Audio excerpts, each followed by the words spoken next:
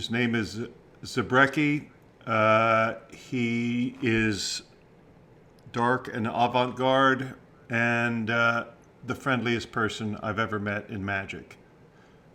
Because comes from outside of magic. That's why he didn't have all the bitterness that's ingrained into you as a child from going to magic IBM meetings and being condescended to for a decade or two before you figure out who you are. And why am I saying all this? It's Rob Zabrecky. Here he comes. I would just project. Wait. There he is. I've mastered the technology. Whoa! Projecting all my darkness on you because you have this dark character, right? That you've kind of cultivated, but you fill a room with light, in my opinion. Personally, on stage you're weird and dark, and I don't like you, but in person you're lovely. Well, thank you. That's that kind of sums it up in some ways. Did we already reach bottom? Okay. Maybe. We figured you out. No. Rob, how long have I known you? Here's the thing. When I start doing these interviews, I go, I want to talk to people that I've known a long time, but I don't know that well. We see each other. It's like in magic. We see each other in passing, and here and there, a little project here or there. But I see you maybe once a year if I'm lucky, if that. Mm-hmm. But we've never had that conversation. Yeah, I would say I probably met you about between 20 and 25 years ago. I think that sounds somewhere accurate. Through Mike and Tina. Yeah. Right. Through Mike Caveney and Tina Leonard, and I think we met probably at the Magic Castle or an award show or something. I'm sure it was one of those LA-based events. Yeah. Where it was fast. It was one of these kind of like, hey, you really should. If you get a chance to meet Dave Williamson, great. Which I had been a fan of your work. Of course you have. So it was, naturally. So it was kind of one of these things where it was like, it was great, but it was always very short. It was very kind of. You have one of the most interesting backstories of anybody in magic. I don't know how much you want to talk about how you got into it or why you do it. Who are the people that inspired you in magic? Like, did you do it as a kid or did you find it later in life? I did not do it as a kid. That's why you have such a unique approach to it. Maybe. I mean, that's not the reason. Yeah. I definitely came into it in my mid-20s and came in completely blind to it. I walked into a magic store in Baltimore, Maryland to get out of the heat one day when I was on tour with my old group, Possum Dixon. Do you remember the name of the store? I do. It was called Kenzo's Yogi Magic Mart. Yeah. And it was in downtown Baltimore on one of those main. It used to be Phil Thomas's Yogi Magic Shop. And Kenzo took it over. Yeah. Right. Yeah, and it could have been a shoe store or a bakery. But is that right? Yeah, I literally saw an air conditioner. I went. Oh my God! Hey, don't let that be a lesson to you. In the summer, that air conditioning sign works. People go, "That's like $10 for that air conditioning sign. It's worth it, right?" Drew me in, and I got bit by the bug. It was really an incredible moment in my life because I had never really cared much or seen a magic effect, let alone have one performed up close, and then to learn that it was for sale and that I could maybe perform it for $10 was pretty amazing. So that it was all kind of right place, right time, and I was kind of in some ways transitioning, letting go of the dream of playing music. I'd done it for about 10 years and was subconsciously looking for something to satisfy that the next thing. Yeah. Mm-hmm. Yeah, and it was right there, and amazing. It was amazing, and for me, living in LA and having the Magic Castle as a resource and a place to go to, and to discover kind of the history of magic, especially through the lens of the castle and the Larson family and all that, was just as interesting as learning about rock bands as a kid. It was absolutely. I mean, you were at Mecca right there. You happened to live in Magic Central, and a lot of people who took it very seriously and, like you said, were part of the history You know, the art was, it's all right there for you. Yeah, and I came in like Bill Jr. had passed, Vernon had passed, but it was the mid '90s. So there was it was a very interesting time in magic because David Blaine kind of hadn't hit. So we're still looking at Siegfried and Roy and Copperfield as the Yeah, you were there kind of during the great transition, right? In a way. I mean, you were part of that next guard, the way I look at it, because I had my foot, because I knew Vernon and I knew Bill's, Junior and so forth, but also you guys, you and people like, I don't know, Derek Delgadio and others, Derek Hughes, and just this group of guys who super creative. It was like the next wave of interesting people in magic who kind of picked up the mantle of, no, this is important, this is special, let's protect it, let's move it forward, let's plant a flag, and take it seriously. And it was really fun to watch all of you guys, Well, thanks. It was fun to be a part of that. And I now with 25 years or 20 years looking back on, I'm able to see it with some perspective. And it was definitely a right place, right time scenario where the Magic Castle, has gone through waves of popularity. And at that point, it was kind of the Wild West where we could bring in lots and lots of guests if we wanted to, sneak people in the back door, run as many non-ticketed shows as we wanted to in the basement of the cellar in the museum. I remember we did one together, a wild little show one night. And you were pulling stuff off the walls. And weird. It was weird and fun. It was weird, and somebody had a guitar, and we were kind of mixing in. It was all this, there was no boss to tell you don't do that, No boss, and when I look the back, inmates had the control of the asylum there at that point. Yeah, exactly, and no competition. I think that's what made it so fun was that, working with guys like Lovick or Derek Hughes, Derek Delgadio, Fitzgerald, right? Nobody was trying to outdo each other. It was just like, hey, what do you got? And we just knew that what I was going to do was very different than what Derek was going to do. Was very different than what Jack was going to do. Yeah, and that made it really fun. I think when you can. Yeah, everybody brings something so different to the table. It's easy to be supportive, and there's just of course, let's just push this as far as we can. It's the chemistry of the time and the people, and all coming together kind of at the right place, right time, like you said. Yeah, and I had that happen just once before when I was in my early 20s. I helped open a art gallery, coffee shop, micro movie theater in LA. And it was in a time when I was going to maybe go to college or maybe pursue, music or some kind of an art life.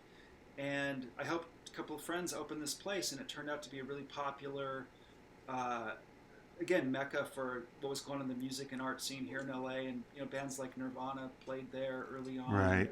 We kind of saw, and it was just, everything was just happening at the moment. It just seemed like, this seems like the right thing. And then you get 10 years away from it, and you can look back at it and go, that was amazing little flashpoint you had there, right? Mm-hmm. And I always felt like, well, that's cool. Like some people got to experience, the Vernon, Ricky Jay era of magic, right? And some people got to experience CBGB in the mid '70s, right? The Ramones, exactly, yeah. And for me, it was my own little version of that, and I was like, I was satisfied with that. Going, okay, this is the thing I'll look back on, but I got it again at the Magic Castle with kind of all these guys. So I'm lucky. I think some people get 0 of those, and I've got maybe 2 to look back on that are like fun, exciting. Did you when you were like at that time at the castle when you were performing and experimenting?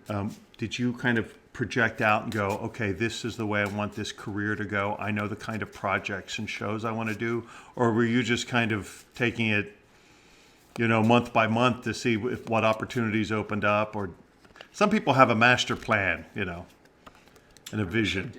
Yeah, I wish I did too. I look at the people that did, and they have achieved levels of success. That I know. Organized thinkers, I call them. God damn them. People with a fire in their belly. It's weird. I can't say I didn't have a fire because I did. Yeah. It was all focused on this ephemeral thing where it was like I didn't see it for TV. I didn't see it for film. It was performing for small groups at the Magic Castle. That was my crusade in life, was to make sure that these 20 people that stepped in, well, eventually the parlor, the palace, the close-up room, were going to be entertained by this thing. But there wasn't really a big plan until later, and then I started thinking, wow, maybe I should try to find ways to put this character on television or in some sort of a, you know, Other context, media. get it out there, yeah. And that's more of that's like the last 10 years, you know. Really, I think when I got into magic, I just thought it was going to be for live audiences, and when I started to get asked to do conventions and festivals, that was great. That was like, wow, this is kind of what I like doing this. I'm making a fine living at it. Yeah. I got interested in lecturing a little bit and talking about presenting magic as theater, and was able to like articulate, you know, how I got to where I got to, because it was a relatively short period of time that I got from when I got into magic to working, and it was you know, nothing that I always felt that I could explain this because it wasn't anything. I don't have any superpowers. I'm not a super talented guy. No, when you explain it, what are the bullet points? What are the stair steps that you talk about? Well, I would say I really nailed it down in a little booklet that I put out through Vanishing Ink called the ABZs of Magic. Is it still available? Mm-hmm. It is. I think so. Yeah. I started off calling it the alphabet talk, where I literally just go down the alphabet. Hey, A, and then pull up the slide. And A is for acting. Hey, you want to be a good magician? Learn acting. The Robert Houdin quote, right? And kind of break down, and would spend 2 to 3 minutes on each letter, and it was really fun because I could tell stories within there. I could apply storytelling, and some letters would be an effect I would perform. Like, here's just the gypsy thread, no story. Here's a gypsy thread as something I call the string of regret, and here are my regrets. You know? And so would kind of show writing yourself in your material what that can be, and comedy interludes and balance and writing, producing, directing, acting, all the stuff that most magicians don't think about. And sort of cringe when I put them to task to do that. Writing a magic biography, those are really the main things. What do you mean writing a magic biography? What does that mean?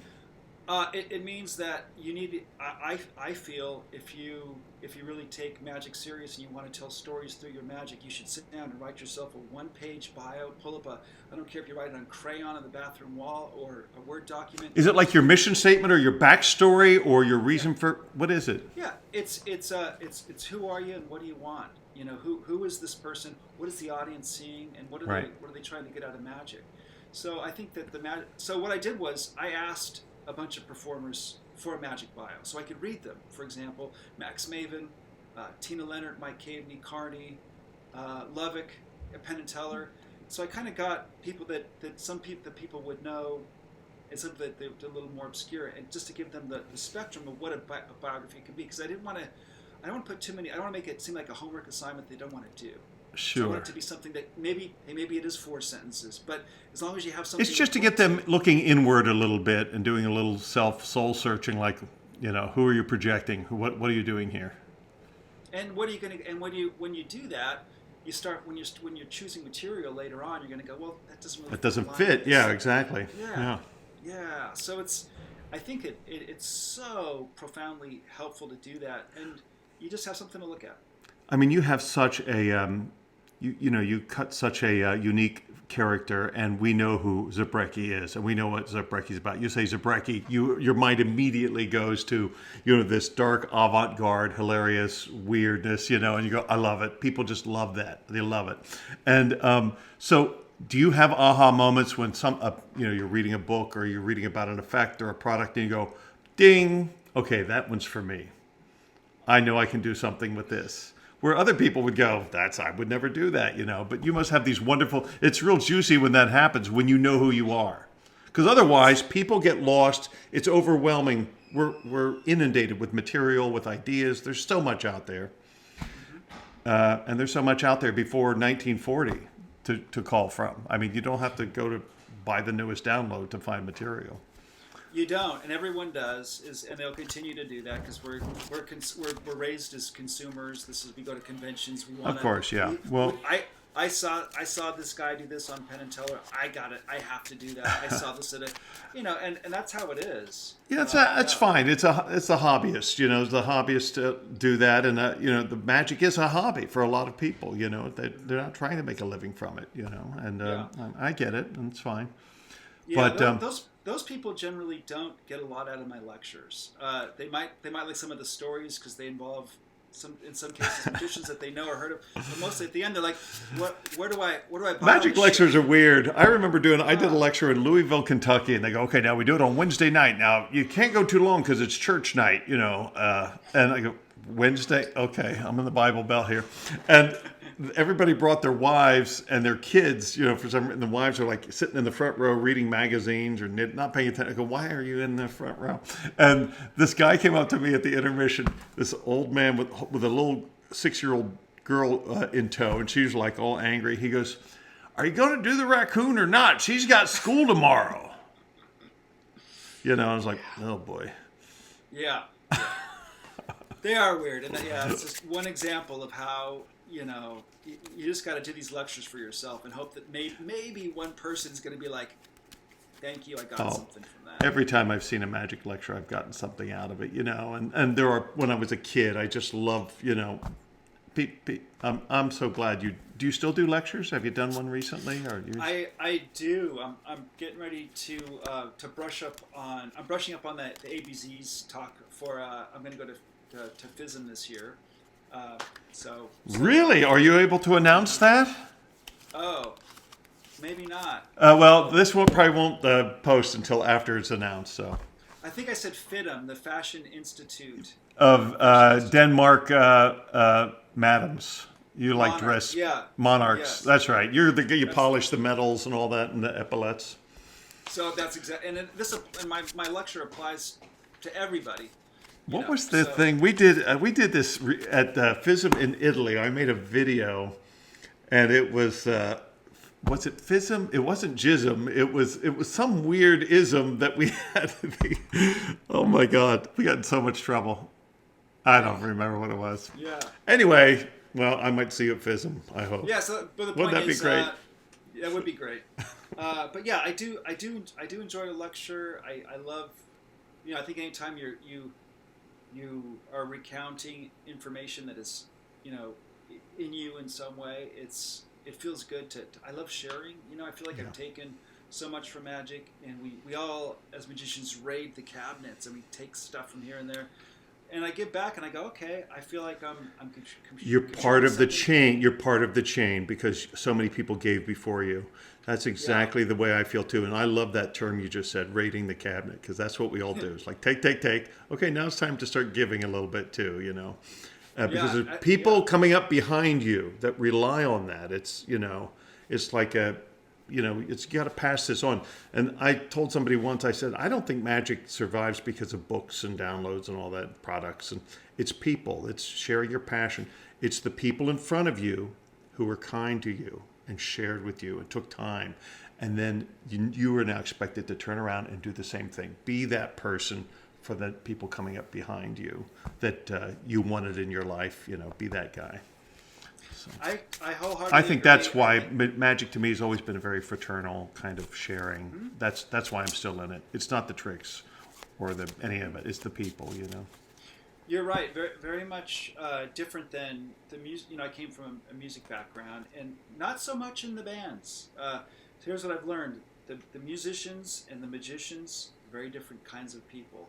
The magic world has been so fraternal and warm, and there's a warmth to it that the music world doesn't have. Because I think in music, without making a sweeping generalization, people generally there's a coolness to it. There's on the playground they ran in different circles. These people, and in music I feel like I never I'm still friendly with, definitely these are my lifelong friends. And Sure, sure. No, I think I understand what you're saying. I've seen the same thing in the comedy world and so forth, the cliqueiness and the looking down and all this, and but magic, it's a little bit different, yeah, that's yeah. that's a perfect analogy. The stand-up comedians and the musicians, it's a very similar, Yeah. coolness to it. And I'm not about that. I really like to lower the veil as much as possible. And then when you get on stage, hey, that's your time to, as I say, embrace your inner weirdo and go bonkers. That's where you can Exactly, exactly. but but the rest of your life, try to be a decent person. And, show the give back. G is for giving back. I think in my little alphabet. Oh, is that right? I think so. Yeah. Can you talk about? I want to talk about the seances, but first I want to talk about what's the other side. Yeah, the other side with Zabrecky is when we talk about this